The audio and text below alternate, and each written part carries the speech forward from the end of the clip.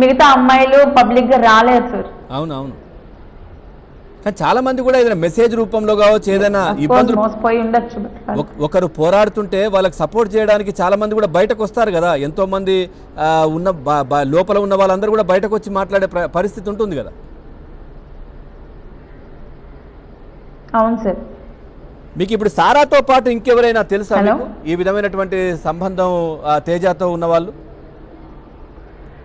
PUBG game లో ఎంతమందిని trap చేశాడన్న విషయం నాకు బాగా తెలుసు సార్. ఆ డీటెయిల్స్ కూడా నా దగ్గర ఉన్నాయి. ఆ అమ్మాయిని ట్రాప్ చేయడం, ఆ అమ్మాయిని తీసుకెళ్లి రూముల్లోని చాలా దరిద్రాలు చేయడం, ఇలాంటివన్నీ బోల్డ్ తెలుసు సార్. కానీ వాళ్ళందరికీ ఇప్పుడు పెళ్లిళ్ళు అయిపోయి ఆడపిల్లలు కూడా ఇలాగే తయారయ్యారు సార్. కొంతమంది ఆడపిల్లలు ఏంటంటే అవతల ఆడదానికి జీవితం నాశనం చేయడానికే వస్తారు. కేవలం ఏంటంటే అవతల వాడికి పెళ్లి అయిపోయింది, పిల్లలు ఉన్నారా అని తెలిసి కూడా, నేను అందరి గురించి మాట్లాడట్లేదు, ఇది మాత్రం ప్లీజ్, కొంతమంది సెట్ ఆఫ్ ఆడవాళ్ళు నాకు తెలిసినంత వరకు అన్నీ తెలిసే మా జీవితాల్లోకి వచ్చి మా జీవితాలు ఇలా రోడ్డు మీద పడేస్తున్నారు సార్.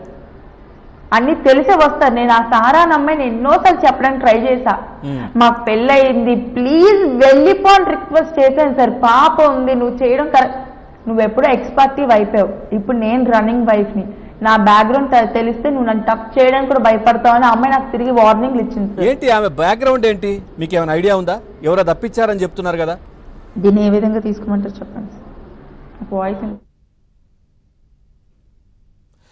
రైట్. ఇక పూర్తిగా కూడా ఏదైతే వైజాగ్ మహిళ ఇప్పుడైతే నక్షత్ర మనతో మాట్లాడుతూ కూడా చెప్తా ఉన్నారు, అంటే 2020లో పబ్జీలో అమ్మాయిల కోసం వల వేసేవారు తేజ, ఆ విధంగా వల వేసి అమ్మాయిలను ట్రాప్ చేసి వాళ్ళ జీవితాలను నాశనం చేస్తుంటారని కూడా నక్షత్ర మాట్లాడడం జరిగింది. సో ఒకసారి మాట్లాడదాం. నక్షత్ర గారు, నక్షత్ర గారు సార్ చెప్పండి సార్, చెప్పండి. ఇప్పుడు సారా ఎవరైతే అమ్మాయి ఉందో తనకు పొలిటికల్ బ్యాక్గ్రౌండ్ ఉందని చెప్తా ఉన్నారు, పోలీసులు కావాలని తప్పించారంటున్నారు. ఏంటి తనకున్న బ్యాక్గ్రౌండ్ ఏంటి, ఏమైనా ఐడియా ఉందా మీకు? తెలియదు సార్. ఆ అమ్మాయిది పొలిటికల్ బ్యాక్గ్రౌండ్ అంతా, వాళ్ళ ఫాదర్ ఒక పొలిటీషియన్ అంట. సో తనకున్న బ్యాక్గ్రౌండ్కి మీడియా కాదు పోలీసులు కూడా నా దగ్గరికి రాలేరని ఛాలెంజ్ చేసి చెప్తుంది సార్. ఎందుకు ఇప్పుడు తేజ, మీరు చెప్పేదాని ప్రకారం తేజ కావాల్సింది డబ్బు లేదంటే అమ్మాయిలు అని చెప్తున్నారు. సో ఎందుకు సారా వెనకాలే ఎందుకు 2.5 సంవత్సరాలుగా తిరుగుతున్నారు? ఎందుకు ఆమెకు డబ్బు ఉందా, దేని గురించి? ఆ అబ్బాయి 2 సంవత్సరాలుగా ఆఫీస్కి వెళ్ళట్లేదు. ఆ అబ్బాయి మెయింటెనెన్స్ ఎలా జరుగుతుందో నాకు తెలీదు. 40,000 రెంటెడ్ అపార్ట్మెంట్ లో ఉంటున్నాడు అమ్మాయితో కలిసి. ఈ కార్ ఈఎంఐలు కడుతున్నారు. ఇంకా ఫుడ్ అండ్ వాటికి ఈ మనీ అంతా ఎక్కడి నుంచి సప్లై అవుతుందో కూడా నాకు తెలియదు సార్.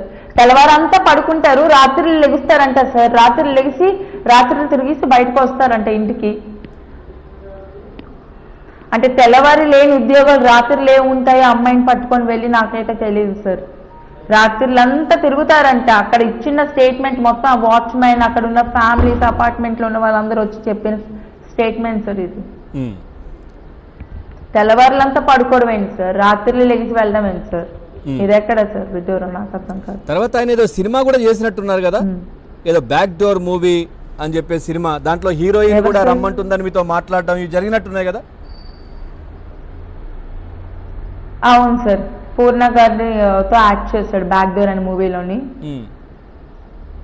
అందులో పూర్ణ కూడా ఇంతో డేటింగ్కి రమ్మని చెప్పి అడిగిందనేసి నాతో చెప్పాడు, నాతోనే చెప్పాడు. సో వాళ్ళ కుటుంబ సభ్యులు ఏం అబ్జెక్షన్ చెప్పకపోయే వాళ్ళ, మీరు చెప్తే ఎందుకు ఈ విధంగా చేస్తున్నావు ఏంటి అని అడగరా వాళ్ళ మదర్ ఫాదర్ ఎవరు? సార్ బేసికల్గా తనకి ఎవరు భయపడరు, తను ఎవరికి భయపడ్డంట సార్. తండ్రి కూడా తనకి ఎదురు చెప్పడానికి భయపడతాడు. ఎందుకంటే అమ్మో నా కొడుకు నన్ను ఏం చేసిస్తాడో అని భయం అంట సార్ తండ్రికి కూడాని. కాబట్టి ఎవరైనా మంచి చెప్పడానికి ట్రై చేస్తే వాళ్ళ మీద తిరిగి చాలా నీచంగా మాట్లాడే బిహేవియర్ ఆ తేజదండి. సో ఆ అబ్బాయికి ఎవరైనా నెగిటివ్గా కానీ మంచి చెప్పడానికి కానీ ట్రై చేశారనుకోండి, వాళ్ళ మీద నెగిటివ్గా బురద చల్లుతూ ఉంటాడు. సో దానికి భయపడి తల్లిదండ్రులు కానీ